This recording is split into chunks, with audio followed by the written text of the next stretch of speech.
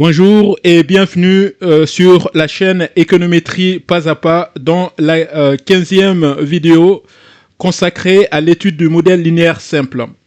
Dans la précédente vidéo, notamment dans la vidéo 14, je vous ai présenté la spécification et les détails des différents éléments qui constituent le modèle linéaire simple. Dans cette vidéo, dans la vidéo d'aujourd'hui du coup, je vais vous présenter la procédure d'estimation des paramètres que nous avons identifiés lors de la spécification du modèle. Et je vais vous présenter en particulier la méthode appelée la méthode des moindres carrés ordinaires ou encore MCO. Voilà, sans plus tarder, juste un petit rappel sur la spécification du modèle. Le modèle linéaire simple se présente, comme je vous l'ai présenté justement dans la vidéo précédente, tel que yi égale bêta 0 plus bêta 1 fois xi plus epsilon i, ou pour rappel, en fait, yi, c'est justement la variable expliquée ou la variable dépendante. Xi, c'est la variable explicative ou la variable indépendante. Et bêta 0 et bêta 1 sont les paramètres qu'on doit déterminer. Epsilon i, c'est la part du modèle due à l'aléa, donc par définition incontrôlable pour le moment. Voilà. Mais on souhaite que epsilon i garde les meilleures propriétés que nous allons détailler plus tard, mais epsilon n'est pas mesurable directement, même si on peut fournir des valeurs estimées. Donc ce qui nous préoccupe dans un premier temps, puisque c'est l'étude de la relation entre la variable xi et la variable yi, qui sont deux variables économiques. Ce qui nous intéresse au prime abord, c'est le coefficient bêta 1 qui mesure la relation directe entre xi et yi, pardon. Ensuite, bêta 0 qui est la constante de régression. Nous avons donné tous les détails sur les différents composants de ce modèle dans la précédente vidéo. Si vous n'avez pas vu cette vidéo, je vous la recommande dans un premier temps, puisque la vidéo d'aujourd'hui est une continuité de la vidéo précédente.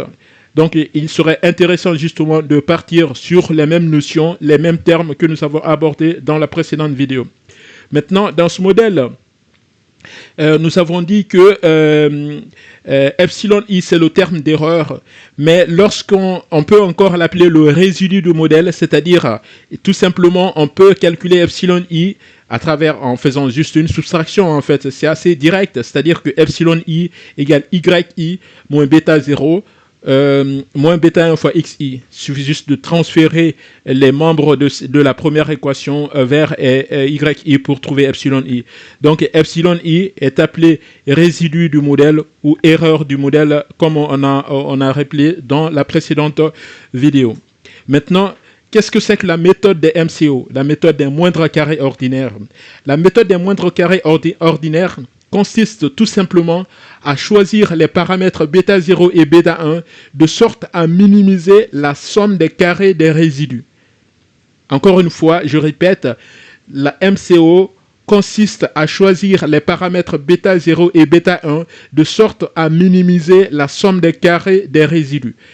Nous avons ici, ça c'est la relation des résidus. En fait, epsilon i, c'est le résidu pour l'individu i, pardon.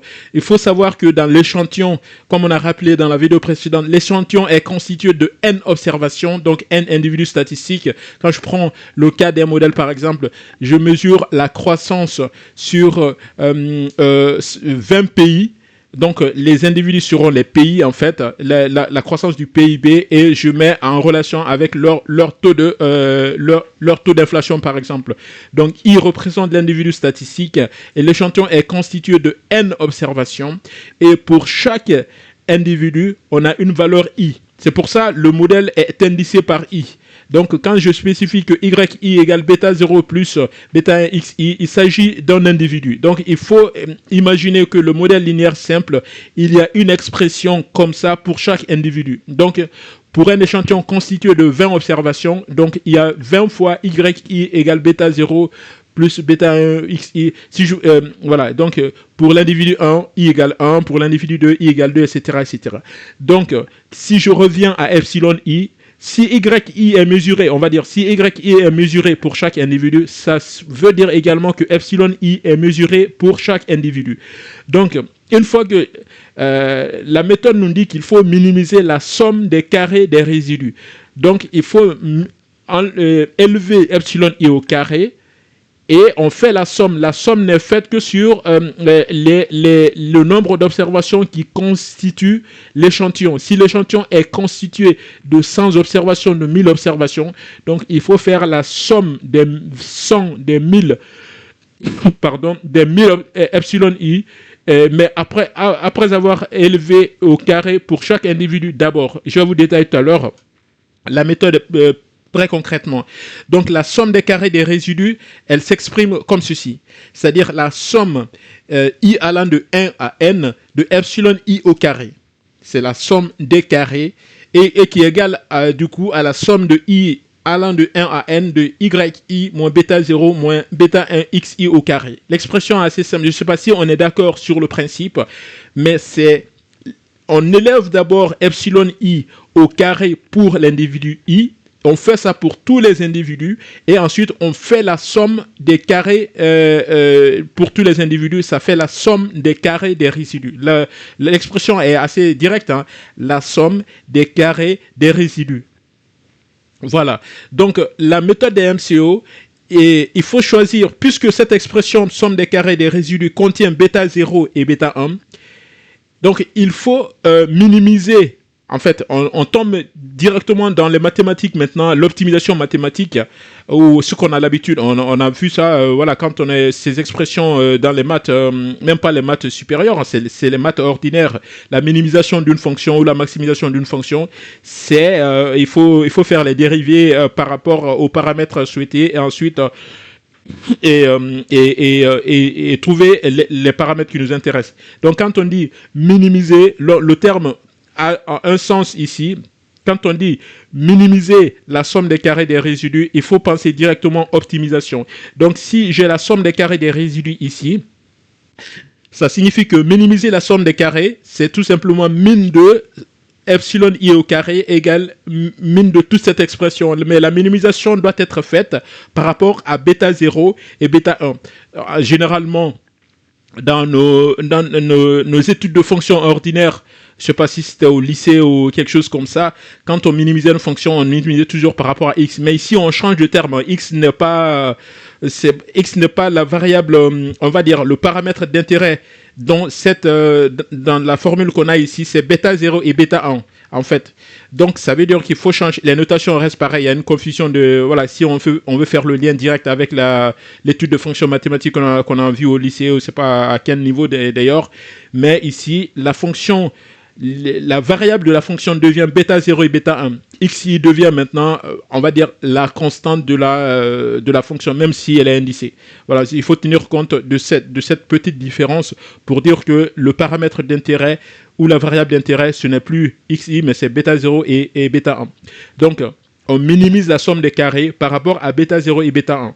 Et vous allez voir, c'est très simple, en fait, cette procédure de minimisation. Étant donné la fonction, c'est epsilon i au carré. On a remplacé epsilon i par son expression qui est égale à yi moins bêta 0 moins bêta 1 fois xi au carré, et la somme étant faite sur les n individus. Donc, rappel mathématique, tout de même, on dit que pour trouver le minimum d'une fonction par rapport à un paramètre quelconque de cette fonction ou à une variable de cette fonction, il faut calculer la dérivée première de cette fonction et trouver la valeur du paramètre pour laquelle la dérivée est égale à 0. On a tous fait ça, justement, je pense, ceux qui ont suivi le parcours économique ES, et même, voilà, on trouve la dérivée première de la fonction, ensuite on égalise cette dérivée égale à 0, et on tire la valeur du paramètre qui nous intéresse, et on dit souvent que quand la dérivée première est positive, c'est quand la dérivée première est positive, on est au minimum, je pense. Non, on est au maximum. Ça, il faut que je me rappelle aussi de mes formules d'optimisation de fonctions. Quand la dérivée première est positive, ça veut dire que la fonction est croissante. Donc, on est au minimum. Et quand la dérivée première est négative, c'est que la fonction est décroissante, donc on est au maximum, quelque chose comme ça. Mais on ne va pas rentrer dans tous ces détails ici. Dans le cadre du modèle linéaire simple, c'est-à-dire que ce soit puisque voilà, il faut tout simplement, puisque c'est pas une fonction du second degré, on va dire la dérivée qu'on va voir par rapport à bêta 0 et bêta 1, c'est pas une fonction du second degré ni une fonction du troisième degré en fait, c'est une fonction linéaire par rapport à bêta 0 et bêta 1. Donc la dérivée première doit être assez simple et qu'il s'agisse maintenant du minimum ou du maximum, cela n'a pas véritablement d'intérêt, mais ce qui nous intéresse ici réellement, c'est que la dérivée première de la fonction qu'on va obtenir est le point d'optimum qui correspond au minimum de la somme des carrés des résidus. C'est établi dans le livre économétrique donc je me permets tout simplement de vous rappeler cette propriété ici. Donc là, quand on applique ce principe que je viens de voir ici, c'est-à-dire minimum, voilà, trouver la dérivée première par rapport aux paramètres, ensuite égaliser ou égaler, je ne sais pas comment on dit, cette dérivée première à 0 pour trouver le paramètre recherché. C'est ce qu'on va faire sur l'expression de epsilon i au carré. Donc, allons-y.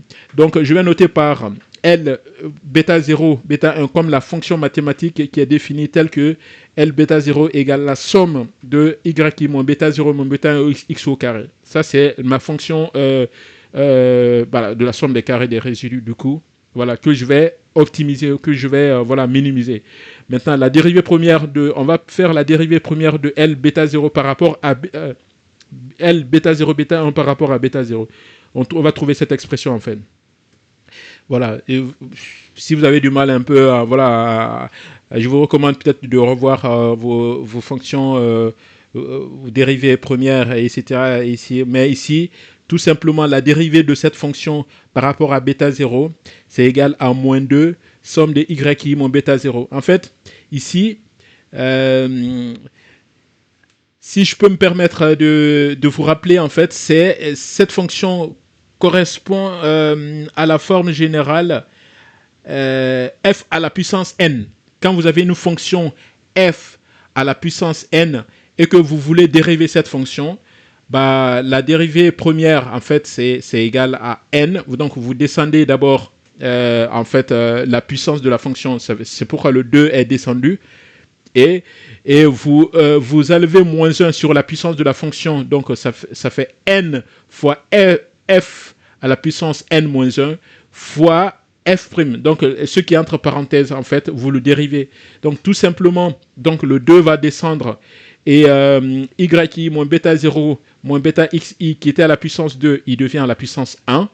Et voilà, ce qui est à l'intérieur de la parenthèse, c'est la fonction elle-même. Quand je dérive cette fonction par rapport à bêta 0, je trouve moins 1. Parce que y ne contient pas bêta 0, donc sa dérivée est égale à 0. Bêta 1 fois xi ne contient pas bêta 0, donc cette dérivée aussi par rapport à bêta 0 est égale à 0. Donc bêta 0 moins bêta 0 dérivé par rapport à bêta 0, je trouve moins 1. C'est pour ça que le 2 a été multiplié par moins 1.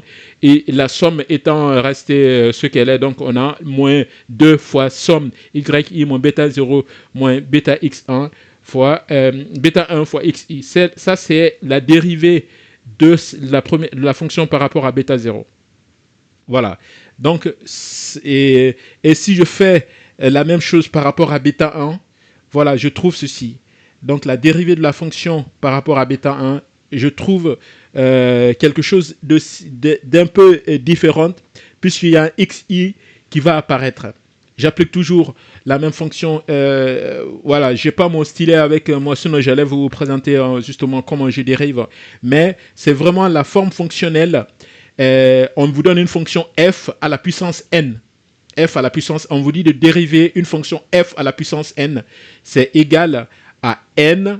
Donc n, la puissance va descendre en tant que coefficient. Donc n fois la fonction elle-même à la puissance n-1 multiplié par la dérivée de la fonction f.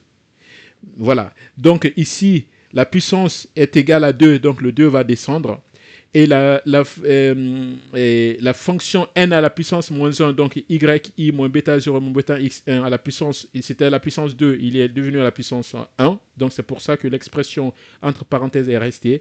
Ensuite, et je dérive la fonction elle-même par rapport la fonction, ce qu'il y a à l'intérieur de la parenthèse par rapport aux paramètres recherchés. Donc quand je dérive tout ce qui est entre parenthèses par rapport à bêta 1, yi ne dépend pas de bêta 1, donc sa dérivée est égale à 0. Moins bêta 0 dérivé par rapport à bêta 1, il est égal à 0, puisqu'il n'y a pas de bêta 1. Et moins bêta 1 xi dérivé par rapport à bêta 1, il reste moins xi. C'est pour ça que xi est resté et le moins est parti, voilà, justement, est sorti de cette expression pour aller s'associer à moins 2. Donc, voilà. Si prenez le temps, en tout cas, de prendre cette expression initiale et d'essayer de la dériver par rapport à bêta 0 et par rapport à bêta 1, on trouvera exactement les mêmes expressions. Donc, on disait que le minimum de la fonction s'obtient lorsque les deux dérivées premières sont égales à 0. C'est ce que j'ai rappelé mathématiquement tout à l'heure. Donc, ça veut dire qu'il faut égaler ou égaliser, voilà, on va choisir égaler. On va égaler la dérivée par rapport à bêta égale à 0, ça fait la première équation, et la dérivée par rapport à bêta 1 égale à 0, ça fait une deuxième équation. Donc on a un système, on forme un système d'équations en fait ici, et ce qui se traduit par ceci. Donc moins 2 fois yi moins bêta 0 égale à 0, et il va sans dire que les moins 2 vont se simplifier en fait. Donc on a toujours, on va se retrouver avec cette équation, et à partir de là, on retrouve ce qu'on appelle, en fait, c'est très important. Il y a une nouvelle notion que je vais introduire. On a introduit la nouvelle notion dans la vidéo précédente. La nouvelle notion que j'introduis dans cette vidéo, c'est équation normale. On appelle, quand vous entendez équation normale, pensez tout simplement à la dérivée première égale à 0. Ce sont les deux équations normales qu'on a dans le modèle linéaire simple. On peut l'avoir aussi dans le modèle linéaire multiple. Donc les équations, ce sont les équations obtenues à partir des dérivées premières qui sont appelées équations normales. Voilà, et la première équation, c'était la somme de yi moins bêta 0 moins bêta 1 xi égale à 0. Ça, c'est la première équation normale. La deuxième équation normale, c'est yi moins bêta 0 moins bêta 1 fois xi. Le tout fois xi est égal à 0, c'est la deuxième équation normale. Vous allez remarquer quelque chose tout à l'heure, en fait, que je vais bon, observez bien ces deux expressions, et quelque chose va ressortir de cette équation tout à l'heure, qui va être une propriété importante à savoir en économétrie, en fait. Donc, déjà, première notion à savoir, les équations normales. Quand on parle d'équations normales, pensez tout simplement à la dérivée première est égale à 0 par rapport à bêta 0 et bêta 1. Et comme on sait déjà que yi est égal à bêta 0 et bêta 1 plus epsilon i, quand vous tirez epsilon i, vous retrouvez cette valeur. Donc, yi moins bêta 0 moins bêta 1 fois xi égale epsilon i. Jusque-là, on est d'accord. Maintenant, essayons de remplacer maintenant toute cette expression par epsilon i. Ça veut dire que la première équation devient ceci, en fait. Voilà, la première équation normale devient yi moins bêta 0 moins bêta 1 xi, c'est égal à la somme des epsilon i. On est d'accord? Et voilà. Et dans la deuxième équation aussi, donc yi moins bêta 0 moins bêta 1 fois xi, remplacez ça par epsilon i en fait, et ça fait epsilon i fois xi. Donc les équations normales vont se simplifier pour dire que la somme des xi égale à 0 et la somme des epsilon i fois xi égale à 0. Ça, c'est une propriété qu'on va tirer, propriété importante du coup. Donc les équations normales de propriété importante, que la somme des résidus du modèle est égale à 0. Ça, c'est la première équation. Donc, la somme des epsilon i est égale à 0. Cette propriété, elle est fondamentale. Si elle n'est pas respectée, la méthode d'estimation que nous déployons ne sera pas non plus valide. Donc, c'est une condition de validité. En fait, quand je vous donne tous ces détails, parce que quand vous passez des examens en économétrie ou que vous travaillez, il y a deux façons de travailler en économétrie, plusieurs façons de travailler, on va dire.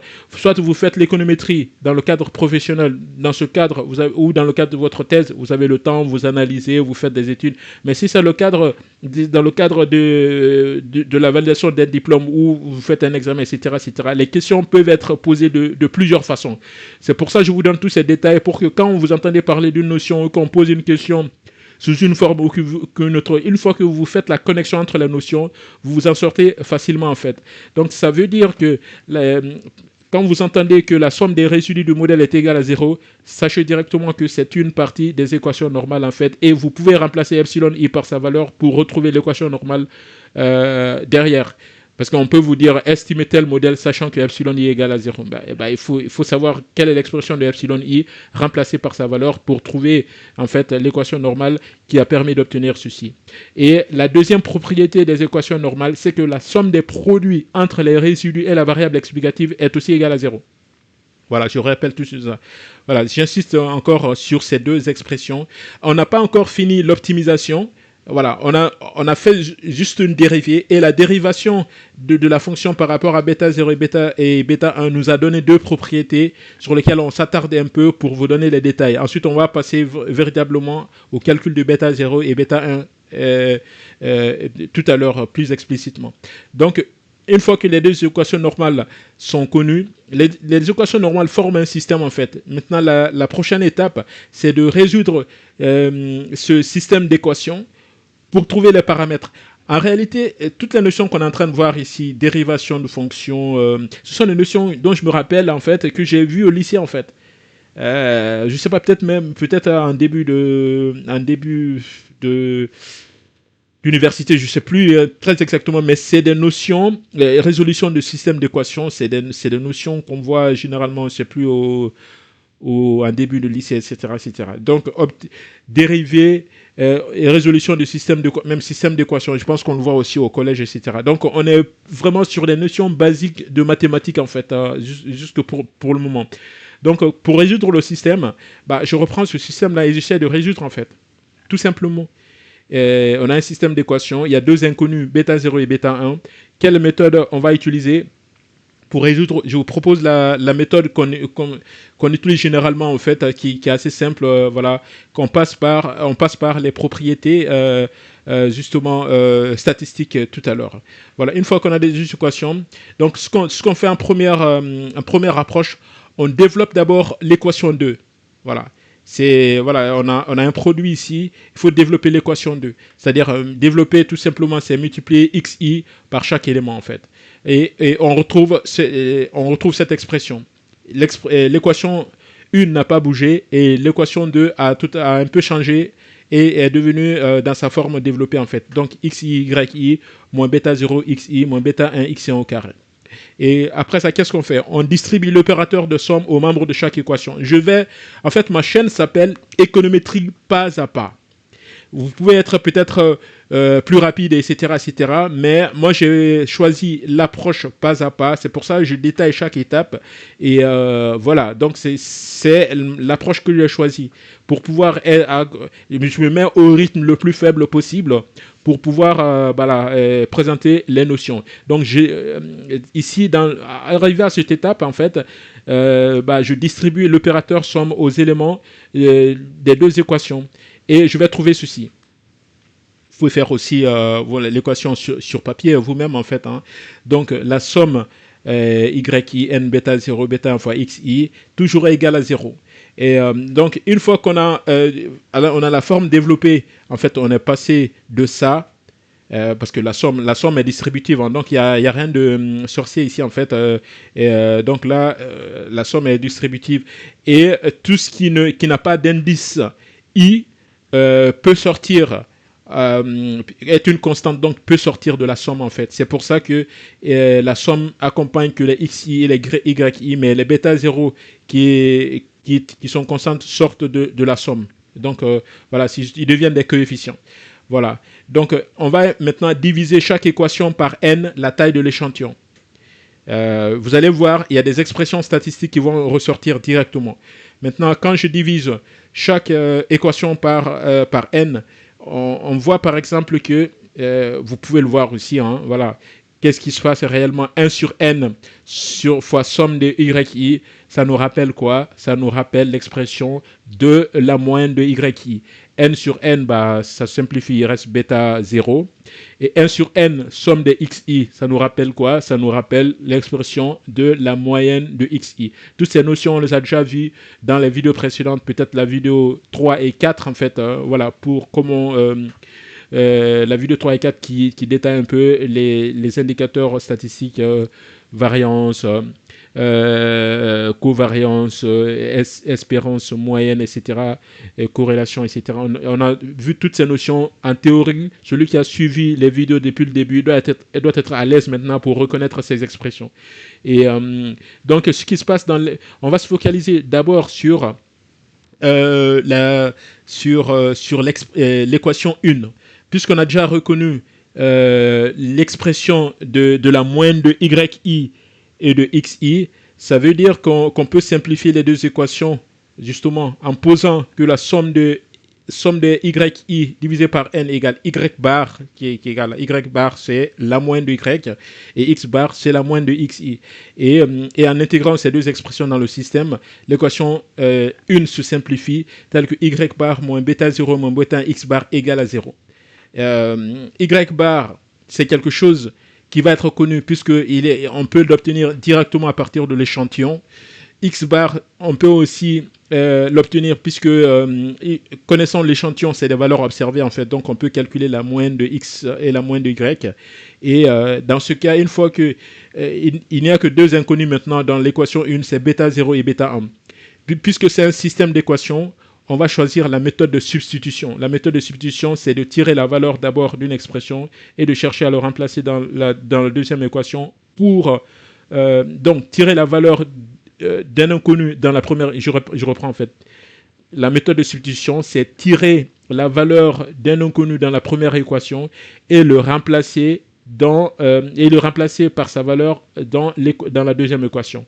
Ce qu'on fait ici, on tire d'abord la valeur, c'est ce qu'on va... Donc, on tire bêta 0 de l'équation 1 et on obtient sa valeur bêta 0 telle que ceci. Donc, dans la première équation, bêta 0, à partir de l'instant où on a tiré la valeur de bêta 0, on va mettre un chapeau dessus pour dire que c'est la valeur estimée. Donc, partout où vous voyez chapeau maintenant, c'est valeur estimée. Donc, bêta 0 chapeau égale y bar moins bêta 1 x bar. Donc, ça veut dire qu'en théorie, on a tout ce qu'il faut pour déterminer bêta 0, mais ça dépend de bêta 1. Donc, puisqu'on utilise la méthode de substitution, ce qu'on va faire maintenant, on va essayer de remplacer bêta 0 par son expression dans l'équation 2 pour pouvoir obtenir bêta 1 juste après. Mais moyennant quelques transformations quand même. C'est ce que je marque ici en disant qu'on remplace bêta 0 par son expression dans l'étape 2. Et donc, on va se focaliser maintenant sur l'équation 2 en fait. Donc, bêta 0 a disparu, on a juste remplacé par son expression. Et on essaie de développer l'équation 2. Et en développant, en fait, en réarrangeant les expressions, par exemple, et en faisant... vous pouvez faire tout ça très facilement en se concentrant un peu. Et donc, en réarrangeant, en factorisant par bêta 1, je marque tout ici, je factorise par bêta 1 dans cette expression. Donc, et l'équation 2 devient ceci. Donc, 1 sur n. Si vous prenez le temps de le faire sur papier, vous voyez, j'ai pas le temps de faire les démonstrations mathématiques comme ça. Déjà, j'ai pas mon stylet avec moi, mais ça prendra aussi beaucoup trop de temps. Donc, c'est pour ça que je vous présente des expressions toutes faites comme ça, mais en gardant quand même la logique du développement. Donc, on a d'une part 1 sur n fois somme de xi moins yi fois x bar moins y bar, moins bêta 1 fois 1 sur n somme de xi au carré moins x bar au carré est égal à 0.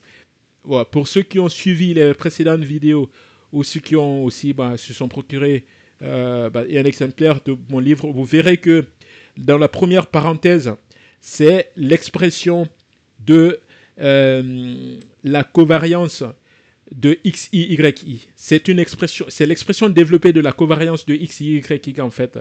Voilà. C'est pour ça que vous devez, avec un coup d'œil simplement, vous devez avoir la possibilité de reconnaître à quoi correspond une expression statistique lorsqu'elle transparaît. La première parenthèse, c'est que ça correspond tout simplement à l'expression de la covariance entre x et y. Et la deuxième parenthèse à droite, ça correspond tout simplement à l'expression développée de la variance. 1 sur n, somme de xi au carré moins x bar au carré, c'est la variance de x. Voilà. Donc, covariance de x moins bêta 1 fois variance de x égale à 0. Donc, l'expression va se simplifier comme ceci. Bon, c'est ce que je rappelle, hein, 1 sur n égale xy moins x bar y bar, c'est la covariance de xy, et 1 sur n x bar au carré moins x égale la variance de x. Donc, et quand on va intégrer justement ces deux expressions, le système devient ceci. Voilà, ça se simplifie de plus en plus. Et donc, ça veut dire que dans l'équation 2, la covariance aussi, bon, la covariance est calculable. On peut calculer justement à partir de l'échantillon, puisque on connaît la série x et y est observée, donc on peut calculer la covariance. Voilà, et la variance aussi peut être calculée, c'est pas des inconnus, en fait, c'est calculable à partir du moment où on dispose de l'échantillon. À partir du moment où on peut calculer covariance de x, y et variance de x, y, la seule inconnue maintenant, c'est bêta 1 qu'on va pouvoir tirer de l'équation 2. Donc, ça signifie que bêta 1, chapeau maintenant, ça devient chapeau, c'est égal à covariance de xy sur variance de x. Donc, dès cet instant, en fait, je pense qu'on a fini de déterminer les deux paramètres du modèle. Bêta 0, il est égal à y bar moins bêta 1 x bar moins x bar. Et bêta 1 chapeau égale covariance de xy fois variance de x. Donc ce qu'il faut faire maintenant, c'est calculer dans un premier temps bêta 1 chapeau à partir de l'échantillon. Voilà, en prenant vos calculs, en prenant les données, en calculant la covariance entre x et xy et la variance de x. Et à ce stade, je suppose qu'on sait calculer la covariance lorsqu'on dispose d'un échantillon et toutes les valeurs de x, y en fait. Voilà. Et une fois qu'on a la valeur de bêta 1 chapeau, il suffit de remplacer bêta 1 chapeau dans l'équation 1 pour trouver bêta 0. Donc, voilà un peu. Donc, pour le modèle initial qui était yi égale bêta 0 plus bêta 1 fois xi plus epsilon i, les paramètres estimés avec la méthode des moindres carrés ordinaires, bêta 0 chapeau égale y bar moins bêta 1 x, et bêta 1, le chapeau égale covariance de xy fois variance de x. Voilà un peu la solution. Je vais vous présenter, même si la vidéo paraît un peu plus longue, mais je vais quand même vous présenter un exemple d'application pour illustrer les notions qu'on vient de voir. Voilà, je vous pose l'exemple ici. L'énoncé, c'est qu'on souhaite étudier l'influence d'une variable x. C'est toujours comme ça qu'on pose en fait. Voilà, on souhaite étudier l'influence d'une variable x sur une variable y. Et on utilise un modèle linéaire simple yi égale bêta 0 plus bêta 1 xi plus epsilon i. Donc on dispose de l'échantillon de données suivant. Voilà, pour faire simple, on a un échantillon de 10 individus où yi, ce sont les valeurs qui sont renseignées dans la deuxième colonne du tableau, et yi, ce sont les valeurs renseignées dans la troisième colonne du tableau. Donc ça veut dire qu'on a les données. Voilà. Et soit on a les données, soit on a l'énoncé fournit quelques valeurs qui nous permettent de faire le calcul. C'est toujours comme ça en économétrie. Voilà, que ce soit dans l'économétrie professionnelle, vous voulez étudier, vous êtes dans un domaine d'études économiques, vous avez les données. Bah, voilà, ou bien vous avez les données de l'échantillon, j'allais dire, où vous avez les données théoriques issues des études voilà, que vous avez à disposition des métadonnées, etc. Donc ce qu'on nous demande ici, c'est d'estimer les paramètres bêta 0 et bêta 1 en utilisant la méthode des MCO. Bah, soit, si vous avez le temps pour faire la main, vous reprenez l'équation initiale, comme on a montré tout à l'heure, et vous minimisez la somme des carrés des résidus, vous dérivez, vous trouvez bêta 0 et bêta 1 en résolvant le système d'équations, en trouvant les valeurs bêta 0 et bêta 1, et ensuite vous calculez. Voilà, ou soit vous avez retenu la formule. Vous savez que bêta 1 chapeau égale covariance xy sur variance de x, et que bêta 0 chapeau égale y bar moins bêta 1 fois xy bar. Vous appliquez la formule qui vous convient ou la démarche qui vous convient. Ce que moi je vais vous proposer ici, moi je sais que les estimateurs de bêta 0 et de bêta 1 se traduisent par ces deux expressions qu'on vient de voir. Voilà, pas plus de détails là-dessus. Voilà, avec y bar égale 1 sur n, somme des yi, pardon. Donc, vous savez calculer la moyenne de y bar avec les données qu'on a. Vous savez calculer x bar avec les données qu'on a. Vous savez calculer la covariance entre x et y avec les données qu'on a. Et vous savez calculer la variance de x avec les données qu'on a en entrée. Voilà, donc vous avez tout pour calculer les coefficients bêta 0 chapeau et bêta 1 chapeau. Donc en faisant l'application numérique, moi je fais mes calculs de mon côté, du coup, je trouve que y bar égale à 3793.93 et x bar égale 5280.07 et la covariance donne cette valeur. Et une fois que j'ai ces valeurs numériques, vous pouvez faire les calculs de votre côté également pour voir si on trouve les mêmes valeurs. Et voilà, j'espère que peut-être j'ai trouvé les... j'espère que je ne me suis pas trompé dans les calculs, justement. Ça peut arriver. Et donc, je calcule bêta 1 chapeau en premier d'abord. Je trouve 0,07 et j'applique la formule sur bêta 0. Voilà. Et au final, je trouve ces deux valeurs. Donc, c'est ce qui m'a été demandé. Donc, le modèle final, en fait, c'est dans l'énoncé qui m'a été demandé. Si on a une variable y et une variable x, quelle est la relation entre ces deux variables? On dira tout simplement que la relation yi égale 34 17.01, qui est la constante, plus 0,071 fois xi. En fait, c'est la valeur estimée, c'est la mesure économétrique de la relation entre la variable x et la variable y. Je pense qu'on va s'arrêter là aujourd'hui. En fait, je vous parle toujours de ce livre-là parce que c'est un livre, comme vous pouvez le voir dans son titre, Économétrie, pas à pas, cours et exercices corrigés. Vous trouverez dans ce livre beaucoup d'exercices détaillés justement pas à pas, où je prends plusieurs scénarios, plusieurs formulations d'exercices, comment les exercices d'économétrie sont formulés et comment on les corrige. Donc, c'est quelque chose que je vous recommande vivement. Si vous avez la possibilité, l'opportunité d'avoir une copie avec vous, c'est quelque chose qui va vous aider dans votre apprentissage de l'économétrie. Donc, ce qu'on va faire, c'est qu'on va s'arrêter là aujourd'hui pour cette vidéo. Dans la prochaine vidéo, je vais vous présenter en fait, avant de passer justement, puisque le plan comme je vous ai dit dans la vidéo précédente, que le plan c'est de montrer comment mesurer les paramètres et comment mesurer la qualité des paramètres et comment faire des tests statistiques. Mais je vais prendre une vidéo quand même pour vous présenter avant d'abord ce que signifient les coefficients qu'on estime en fait dans la relation entre les variables. Il ne s'agit pas de mesurer la relation. Par exemple, ici, je vous ai mesuré bêta 1 et bêta 0, mais en économétrie, il ne s'agit pas de mesurer, de trouver des valeurs numériques également. Il suffit de donner un sens économique et économétrique à ces valeurs. Donc, je vais vous présenter dans la prochaine vidéo, en fait, comment interpréter ces coefficients. Parce que voilà, il ne s'agit pas, comme encore une fois je répète, il ne s'agit pas d'estimer des paramètres, il s'agit de donner des sens économiques à ces paramètres. Le but de l'économétrie, c'est pas une science autonome, c'est une science qui sert l'économie, la théorie économique. Donc il faut savoir donner un sens économique ou bien interprétable aux paramètres qu'on estime. Donc je vous donne rendez-vous dans la prochaine vidéo pour vous présenter un peu tout ce qui est interprétation des paramètres estimés. Donc à la prochaine vidéo du coup.